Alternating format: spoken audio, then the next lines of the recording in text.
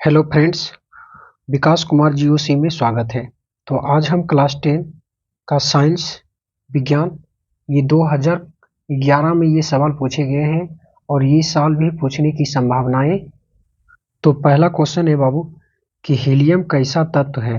Helium कैसा तत्व है, तो इसका सही आंसर हो जाएगा बाबू ऑप्शन नंबर ए यानी अक्रिय है। कैसा है? अक्रिय तत्व है। नेक्स्ट क्वेश्चन है बाबू कि जल में हाइड्रोजन तथा ऑक्सीजन की परमाणु संख्याओं का अनुपात है। जल में हाइड्रोजन तथा ऑक्सीजन की परमाणु संख्याओं का अनुपात है, तो इसका सही आंसर हो जाएगा ऑप्शन नंबर ए यानी 2:1 है। 2:1 है। नेक्स्ट क्वेश्चन देखेंगे बाबू कि आवर्त सारणी में कितने आवर्त हैं।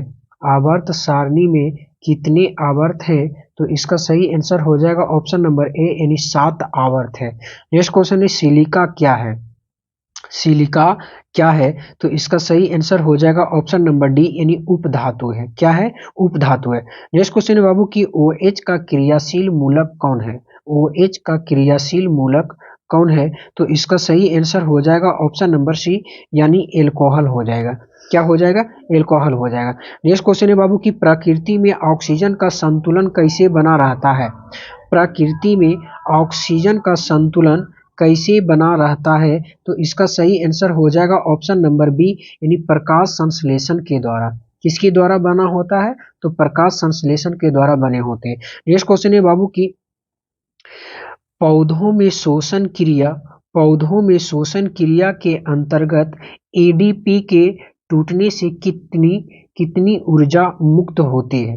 पौधे में शोषण क्रिया के अंतर्गत ADP के टूटने से कितनी ऊर्जा मुक्त होती है, तो इसका सही आंसर हो जाएगा ऑप्शन नंबर ए हो जाएगा यानी 30.5 केजे मोल होता है। नेक्स्ट क्वेश्चन देखेंगे कि मानव हृदय में कितने कोष्ठक होते हैं, यानी कोष्ठ होते हैं। मानव हृदय में कितने कोष्ठ होते हैं, तो इसका सही आंसर हो जाएगा ऑप्शन नंबर डी यानी 4 होते हैं। कितने होते हैं? 4 होते हैं। नेक्स्ट क्वेश्चन है कि मानव हृदय का औसत प्रकुंचन दाब है लगभग। मानव हृदय का औसत प्रकुंचन दाब है लगभग, तो इसका सही आंसर हो जाएगा ऑप्शन नंबर ए हो जाएगा। क्या हो जाएगा? ऑप्शन नंबर ए। नेक्स्ट क्वेश्चन देखेंगे बाबू कि पौधों में वाष्प उत्सर्जन किस भाग में होता है। पौधों में वाष्प उत्सर्जन किस भाग में होता है, तो इसका सही आंसर हो जाएगा ऑप्शन नंबर सी यानी पत्ते में होते हैं। किस में होते हैं? पत्ते में होते हैं। नेक्स्ट क्वेश्चन है कि कृत्रिम वृक्क किन अवशिष्ट उत्पादों को रुधिर से अपवहन द्वारा पृथक करता है। पृथक का मतलब अलग होता है बाबू। कृत्रिम वृक्क किन अवशिष्ट उत्पादों को रुधिर से अपवहन द्वारा पृथक होता है, तो इसका सही आंसर हो जाएगा ऑप्शन नंबर ए यानी नाइट्रोजन के द्वारा। किसके द्वारा होता है बाबू? नाइट्रोजन के द्वारा। नेक्स्ट क्वेश्चन है कि हाइड्रा में प्रजनन किस विधि से होता है। हाइड्रा में प्रजनन किस विधि से होता है, तो इसका सही आंसर हो जाएगा ऑप्शन नंबर बी यानी मुकुलन। क्या हो जाएगा? मुकुलन। नेक्स्ट क्वेश्चन है बाबू कि किसी माध्यम के अपवर्तनांक का मान होता है। किसी माध्यम के अपवर्तनांक का मान होता है, तो साइन आई बटे साइन आर होता है यानी ऑप्शन नंबर बी सही है। नेक्स्ट क्वेश्चन है कि दाढ़ी बनाने में कौन दर्पण उपयुक्त है। दाढ़ी बनाने में कौन दर्पण उपयुक्त है, तो इसका सही आंसर हो जाएगा ऑप्शन नंबर सी यानी अवतल दर्पण। किसका उपयोग करते हैं? अवतल दर्पण। नेक्स्ट क्वेश्चन है बाबू के स्पेक्ट्रम में किस रंग की किरण का झुकाव अधिक होता है। स्पेक्ट्रम में किस रंग की किरण का झुकाव अधिक होता है, तो इसका सही आंसर हो जाएगा ऑप्शन नंबर डी यानी बैगनी रंग का जो है ना झुकाव अधिक होता है। नेक्स्ट क्वेश्चन है कि विद्युत फ्यूज विद्युत धारा के किस प्रभाव पर कार्य करता है। विद्युत फ्यूज विद्युत धारा के किस प्रभाव पर कार्य करता है, तो इसका सही आंसर हो जाएगा ऑप्शन नंबर ए यानी ऊष्मीय प्रभाव पे कार्य करता है। नेक्स्ट क्वेश्चन है बाबू कि किसी कुंडली का प्रतिरोध ज्ञात करने के लिए सूत्र है। किसी कुंडली का प्रतिरोध ज्ञात करने के लिए सूत्र है, तो इसका सही आंसर हो जाएगा ऑप्शन नंबर सी हो जाएगा यानी V/I हो जाएगा। क्या हो जाएगा, V/I हो जाएगा। नेक्स्ट क्वेश्चन है कि डायनेमो से किस प्रकार की धारा प्राप्त होती है। डायनेमो से किस प्रकार की धारा प्राप्त होती है, तो इसका सही आंसर हो जाएगा ऑप्शन नंबर सी, यानी दोनों प्रकार की धाराएं प्राप्त होती है, यानी दिष्ट धारा और प्रत्यावर्ती धारा दोनों प्राप्त होते हैं। नेक्स्ट क्वेश्चन है कि डेंगू उत्पन्न करने वाला मच्छर किस तरह के जल में रहता है। डेंगू उत्पन्न करने वाला मच्छर किस तरह के जल में रहता है, तो इसका सही आंसर हो जाएगा ऑप्शन नंबर ए, यानी साफ जल में होते हैं। नेक्स्ट क्वेश्चन है बाबू की निम्नलिखित में से कौन बायोगैस ईंधन का स्रोत नहीं है। निम्नलिखित में से कौन बायोगैस ईंधन का स्रोत नहीं है, तो इसका सही आंसर हो जाएगा ऑप्शन नंबर सी, यानी नाभिकीय ऊर्जा हो जाएगा। क्या हो जाएगा, नाभिकीय ऊर्जा। नेक्स्ट है, ये है साइंस विज्ञान, यानी 2012 में ये सवाल पूछे जा चुके हैं। तो पहला सवाल है बाबू कि पाइरूवेट के विखंडन से कार्बन डाइऑक्साइड जल तथा ऊर्जा देता है और यह क्रिया होती है, तो इसका सही आंसर हो जाएगा ऑप्शन नंबर बी, यानी माइटोकॉन्ड्रिया में होता है। किस में होता है, माइटोकॉन्ड्रिया में होता है। नेक्स्ट क्वेश्चन है बाबू कि निम्न में से कौन सा पदार्थ लेंस बनाने के लिए प्रयुक्त नहीं किया जा सकता है। निम्न में कौन सा पदार्थ लेंस बनाने के लिए प्रयुक्त नहीं किया जा सकता है, तो इसका सही आंसर हो जाएगा ऑप्शन नंबर डी, यानी मिट्टी का प्रयोग नहीं किया जाता है। नेक्स्ट क्वेश्चन है किसी बिंब का वास्तविक प्रतिबिंब समान आकार का प्राप्त करने हेतु बिंब को उत्तल लेंस के सामने कहाँ रखें। किसी बिंब का प्रतिबिंब, यानी बिंब का मतलब होता है बाबू वस्तु, यानी कोई वस्तु है, कहता उस वस्तु को वास्तविक प्रतिबिंब समान आकार का प्राप्त करने के हेतु बिंब को उत्तल लेंस के सामने कहाँ रखें, तो इसका सही आंसर हो जाएगा option number A. Option number ए, यानी फोकस पे रखना होगा। कहाँ पे होगा रखना, फोकस पे। नेक्स्ट क्वेश्चन है कि सामान्य दृष्टि से वयस्क के लिए सुस्पष्ट दर्शन की अल्पतम दूरी लगभग होती है।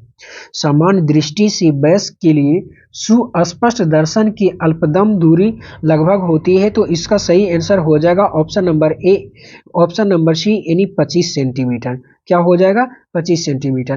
फिर से इस क्वेश्चन को देखिएगा बाबू। क्वेश्चन कहता है कि सामान्य दृष्टि से वयस्क के लिए सुस्पष्ट दर्शन की अल्पतम दूरी लगभग होती है, तो इसका सही आंसर हो जाएगा ऑप्शन नंबर सी, यानी 25 सेंटीमीटर होती है।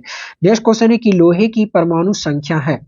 लोहे की परमाणु संख्या है, तो इसका सही आंसर हो जाएगा ऑप्शन नंबर बी, यानी 26 होता है। क्या होता है, 26 होता है। नेक्स्ट क्वेश्चन है बाबू कि कोई विलयन लाल लिटमस को नीला कर देता है, उसका पीएच होता है। कोई विलयन लाल लिटमस को नीला कर देता है, उसका पीएच होता है, तो इसका पीएच होता है बाबू 1। कितना होता है, यानी ऑप्शन नंबर 1 इसका सही आंसर है। नेक्स्ट क्वेश्चन है कि आवर्त सारणी, आधुनिक आवर्त सारणी में वर्गों की संख्या होती है। आधुनिक आवर्त सारणी में वर्गों की संख्या होती है, तो इसका सही आंसर हो जाएगा ऑप्शन नंबर बी, यानी 18 होती है।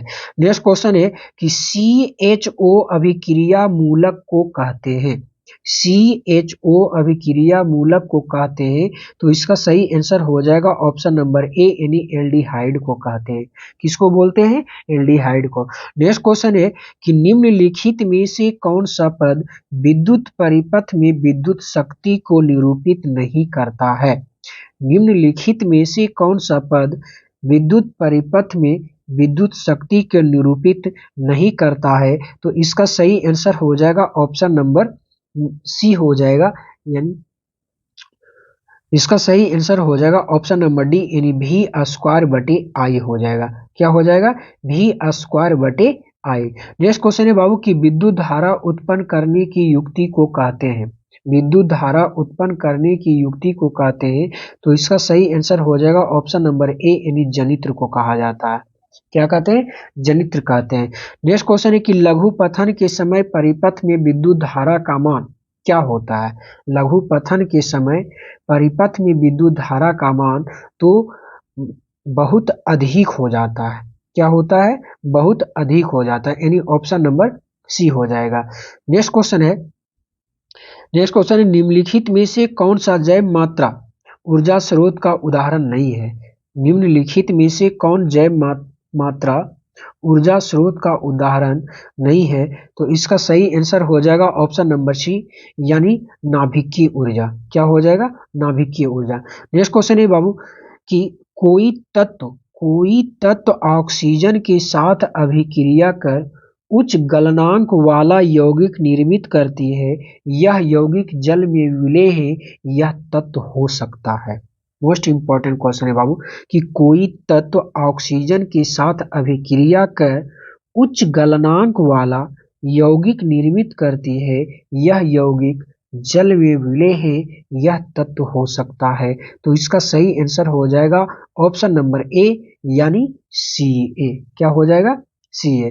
नेक्स्ट क्वेश्चन है बाबू कि एथेन का आणविक सूत्र C2H6 है, इसमें कितनी सहसंयोजक बंध है?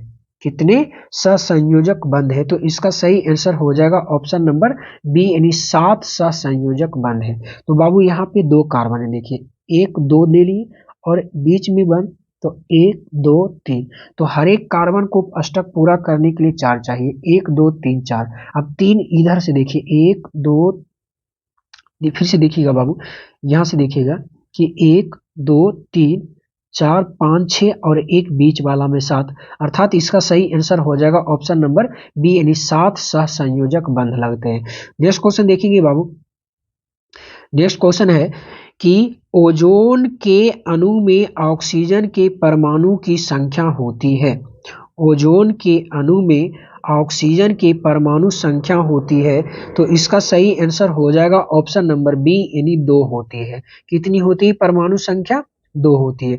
नेक्स्ट क्वेश्चन है बाबू कि मनुष्य में वृक्क एक तंत्र का वह भाग है जो संबंधित है। वह यहाँ पे छुटा हुआ है बाबू, कोई दिक्कत नहीं। मनुष्य में वृक्क एक तंत्र का भाग है जो संबंधित है, तो इसका सही आंसर हो जाएगा ऑप्शन नंबर सी, यानी उत्सर्जन से संबंधित है। किससे है? उत्सर्जन से। नेक्स्ट क्वेश्चन है 2 तंत्रिका कोशिका के मध्य खाली स्थान को कहते हैं। 2 तंत्रिका कोशिका के मध्य खाली स्थान को कहते हैं, तो इसका सही आंसर हो जाएगा ऑप्शन नंबर बी, यानी सिनेपस कहते हैं। क्या बोलते हैं? सिनेपस कहते हैं। नेक्स्ट क्वेश्चन है पराग कोश में होते हैं। पराग कोश में होते हैं, तो इसका सही आंसर हो जाएगा ऑप्शन नंबर डी, यानी परागन होते हैं। क्या होते हैं? परागकण होते हैं। नेक्स्ट क्वेश्चन है कि विकासीय दृष्टिकोण से हमारी किससे अधिक समानता है? विकासीय दृष्टिकोण से हमारी किससे अधिक समानता है? तो इसका सही आंसर हो जाएगा ऑप्शन नंबर बी, यानी चिंपैंजी से है। किनसे है? चिंपैंजी से है। नेक्स्ट क्वेश्चन है बाबू कि मुकुलन द्वारा अलैंगिक जनन होता है। मुकुलन द्वारा अलैंगिक जनन होता है, तो इसका सही आंसर हो जाएगा ऑप्शन नंबर बी, यानी ईस्ट में होता है। किस में होता है? ईस्ट में होता है। यदि वीडियो अच्छा लगा तो लाइक और शेयर जरूर कीजिएगा और दोस्तों में भी भेजिएगा। Okay, bye bye, thank you.